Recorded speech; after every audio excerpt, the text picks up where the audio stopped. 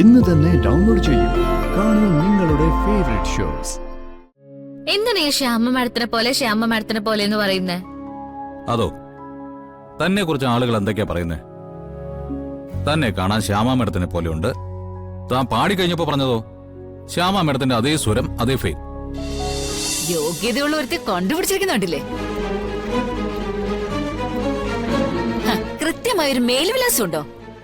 ജനിച്ചത് ആർക്കാണെന്ന് പോലും അറിഞ്ഞൂടാ. ഉർവശി, മതി. രാധയുമോളുടെ അയോഗ്യതകളാണ് നിനക്ക് പറയാനുള്ളതെങ്കിൽ എനിക്ക് യോഗ്യത പറയാൻ ഒരുപാടുണ്ട്. ഇന്നുവരെ ഈ കുടുംബത്തിന് വേണ്ടി നിങ്ങൾ ഒരു കാര്യം ചിന്തിച്ചിട്ടുണ്ടോ? പ്രവർത്തിച്ചിട്ടുണ്ടോ?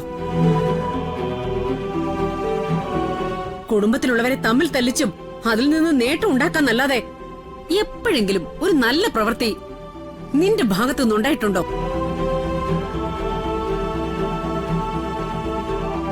പിന്നെ കുടുംബകാര്യങ്ങൾ ഏൽപ്പിക്കാൻ മൂത്ത മരുമകളെന്നോ ഇളയ മരുമകളെന്നോ എന്നുള്ള വ്യത്യാസമില്ല.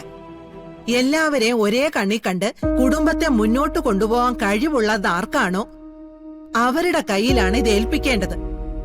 അങ്ങനെയാണ് ആചാരം. മുത്തശ്ശി, ഇവളെ സഹായിക്കാൻ വേണ്ടി ആവശ്യമില്ലാത്ത ആചാരങ്ങളൊന്നും ഇങ്ങനെ വിളിച്ച് പറയണ്ട. അല്ലെങ്കിൽ തന്നെ ഇതെന്താ രഹസ്യമായ ഏർപ്പാട്? ഇവിടെയുള്ള ഈ കുടുംബത്തുള്ള ബാക്കി ആർക്കും ഒന്നും അറിയണ്ട. അതെ, വരുണും ഏട്ടനും എങ്ങോ കിടക്കുന്ന സൂര്യയും എല്ലാവരും ഇത് അറിയണ്ടേ? നാളെ സൂര്യ തിരിച്ചു വന്ന് അവന്റെ ഭാര്യയെ ഒഴിവാക്കിയതിന് പരാതി പറഞ്ഞ ഏട്ടത്തി എന്ത് ചെയ്യും? സൂര്യ അങ്ങനെ പറയില്ല. ഓ, പ്രത്യേകിച്ചും രാധികയുടെ കാര്യത്തില്. അമ്മേ, രാധികയുടെ ദേഹത്തെ പ്രേതബാധയുണ്ടെന്ന് പൂജാരി ഒരിക്കൽ പറഞ്ഞതാ. അത് മാറിയോന്ന് ഇതുവരെ വ്യക്തമാക്കിയിട്ടില്ല. ഓ, തുടങ്ങിയോ പ്രേതബാധയുടെ കഥ? അതിനർത്ഥം പൂജാരിയുടെ കയ്യിൽ നിന്ന് കിട്ടിയ തല്ല് രണ്ടുപേരും മറന്നുപോയി എന്നായിരിക്കും, അല്ലേ? എന്താ, അദ്ദേഹത്തെ ഒന്നുകൂടി വരുത്തണമെന്നുണ്ടോ?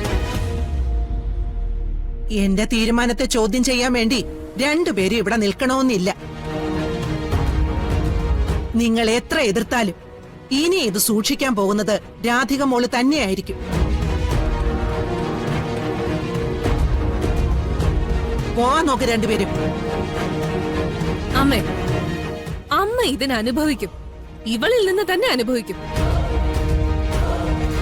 കൽപ്പനെ, രാധിക മോളെ കുറിച്ച് നിങ്ങൾ ചില കാര്യങ്ങൾ പറഞ്ഞപ്പോ അറിയാതെ ഞാനത് വിശ്വസിച്ചു പോയിട്ടുണ്ട്. അതിന്റെ പശ്ചാത്താപം കൊണ്ടാ ഞാനിത് ചെയ്യുന്നത്. ഇനിയേ എന്റെ ചെവിയിൽ പുതിയതൊന്നും ഓതിത്തരാൻ വരണ്ട. നിങ്ങൾ ചെല്ല്.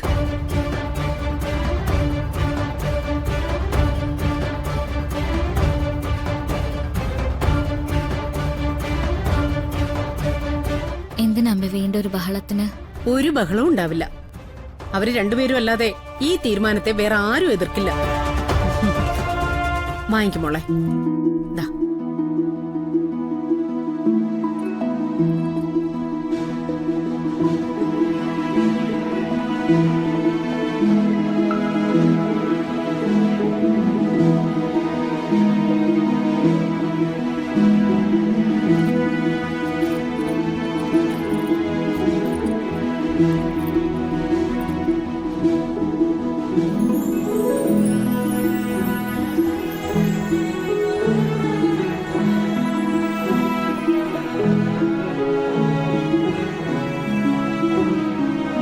അമ്മയ്ക്ക് നിന്നെ വിശ്വാസം. അതേ മോളെ, ഈ കുടുംബം നിന്റെ കയ്യിൽ സുരക്ഷിതമായിരിക്കും.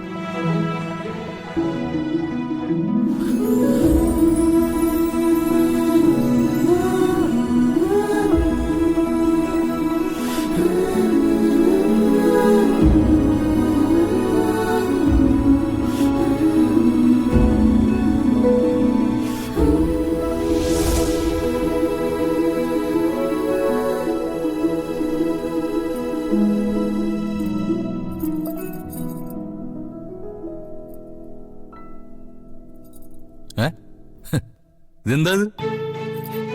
ഇതിന്റെ പേരാണ് ഉത്തരവാദിത്വം. ഇതേ അമ്മ സൂക്ഷിച്ചിരുന്ന താക്കൽക്കൂട്ട. ഇതെന്നെ ഏൽപ്പിച്ചു. ആ, കണിമംഗലം കുടുംബത്തിന്റെ ഉത്തരവാദിത്തങ്ങൾ മുഴുവനായിട്ടാ അമ്മ എന്നെ ഏൽപ്പിച്ചിരിക്കുന്നത്. എനിക്കതിൽ ഒരു അത്ഭുതവും ഇല്ല. കുടുംബകാര്യങ്ങൾ ഏറ്റെടുക്കാൻ തനിക്ക് പൂർണ്ണ യോഗ്യത ഉണ്ടെന്ന് തോന്നിയത് കൊണ്ടാ അമ്മ അങ്ങനെ ചെയ്തത്. ഞാൻ വേണ്ടാന്ന് പറഞ്ഞതാ, അമ്മ സമ്മതിക്കണ്ടേ? ആ അതൊന്നും വേണ്ടോ. ഇത് തന്റെ കയ്യിലിരിക്കട്ടെ. വലിയ വലിയ പദവികൾ നമ്മളെ തേടിയെത്തുന്നത് ഒരു രസമുള്ള കാര്യമല്ലേ? ഉവ്വ് ഉവ്വ്. പക്ഷേ രസിക്കാത്ത ചിലരുണ്ടല്ലോ, അവരെ ഓർക്കുമ്പോ നല്ല പേടി തോന്നുന്നുണ്ട്. അവരോട് താൻ പോവാൻ പറ. എന്തായാലും കുടുംബനാഥ ഇങ്ങോട്ട് നീങ്ങി നിന്നേ ഞാനൊന്ന് കാണട്ടെ.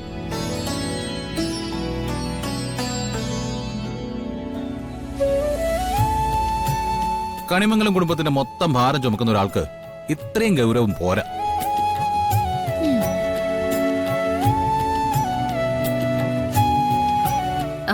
ഇത്ര ഗൗരവം മതിയോ? വേണമെങ്കിൽ കുറച്ചുകൂടി ആവാം. ആവാ. വരുൺ, ഈ നേരത്തെ എവിടെയാ പോകുന്നേ? ഇന്നലെയും പോകുന്ന കണ്ടല്ലോ. ചോദിക്കാനും പറയാനും ആരും ഇല്ലെന്ന് കരുതിയാണോ തന്നെ ഇഷ്ടത്തിന് നടക്കുന്നേ? ആ താൻ കൊള്ളാലോടോ. അതെ, നമുക്കൊരു 2-3 മക്കളൊക്കെ ആയി കഴിഞ്ഞാലേ ആ പിള്ളേരെ താൻ വരട്ടി കൊല്ലുമല്ലോ. അയ്യോ വേണ്ടേ, നമുക്ക് അങ്ങനത്തെ ഗൗരവം ഒന്നും വേണ്ട. നമ്മൾ ചെറിയ ആളുകളല്ലേ. ആഹാ, അങ്ങനെ ചെറിയ ആളായി അടുക്കളക്കാര്യങ്ങൾ മാത്രം നോക്കി കുടുംബിനിയായിട്ട് കഴിഞ്ഞുകൂടിയാൽ മാത്രം പോരാ. പിന്നെ തന്നെ ഈ ലോകം അറിയണം. ഈ ലോകം മുഴുവൻ ആരാധിക്കണം. എങ്ങനെ? അല്ല, എന്താ ഇപ്പൊ അങ്ങനെ സംഭവിച്ചാല്? എടോ, നാളെ താൻ ശ്യാമാ മേഡത്തിനെ പോലെ ലോകം മുഴുവൻ അറിയുന്ന ഒരു പാട്ടുകാരിയാവില്ലെന്ന് ആര് കണ്ടു? തനിക്ക് അതിനുള്ള കഴിവുണ്ടല്ലോ. ഇനി അതൊന്ന് തെളിച്ചെടുത്താ പോരെ? പിന്നെ നോക്ക്, താൻ നോക്കിക്കോ. തനിക്ക് സകല പിന്തുണയും തന്ന് ശ്യാമാ മേഡത്തിനെ പോലെ ഒരു പൊസിഷനിൽ തന്നെ ഞാൻ എത്തിക്കും. എന്താണ് ഈ ശ്യാമ മാഡത്തിനെ പോലെ എന്ന് പറയുന്നേ? അതോ, തന്നെ കുറിച്ച് ആളുകൾ എന്തൊക്കെയാ പറയുന്നേ? തന്നെ കാണാൻ ശ്യാമാ മേഡത്തിനെ പോലെയുണ്ട്. താൻ പാടിക്കഴിഞ്ഞപ്പോ പറഞ്ഞതോ ശ്യാമാ മേഡത്തിന്റെ അതേ സ്വരം, അതേ ഫെയിം. പിന്നെ അത് മാത്രമല്ല, താൻ ശ്യാമാ മേഡത്തിന്റെ ഡൈഹാർഡ് ഫാനല്ലേ? എന്നുവെച്ചാ? എടോ, നമ്മൾ ഒരാളെ ഭ്രാന്തമായിട്ട് ആരാധിക്കില്ലേ? അയാൾക്ക് വേണ്ടി വേണമെങ്കിൽ ചത്ത് കളയാന്നൊക്കെ തീരുമാനിക്കില്ലേ? അങ്ങനെയല്ലേ തനിക്ക് ശ്യാമ മേഡത്തിനോട്? ആ, അത് ശരിയാ. ശ്യാമ മാഡം ശരിക്കും എന്റെ മനസ്സ് ദൈവം തന്നെയാ. ആ, ശ്യാമ മേഡം എല്ലാ അർത്ഥത്തിലും തനിക്ക് ദൈവം തന്നെയാ. അതുകൊണ്ട് തന്നെ ഞാൻ അങ്ങനെ പറഞ്ഞേ. താൻ ശ്യാമ മേഡത്തിനെ പോലെ ലോകമറിയുന്ന ഒരാളാവണം. കുറച്ച് കഷ്ടപ്പെട്ട് കഴിഞ്ഞാലും തന്നെ ഞാൻ അവിടെ എത്തിക്കും. കേട്ടോടോ കുടുംബനാഥേ.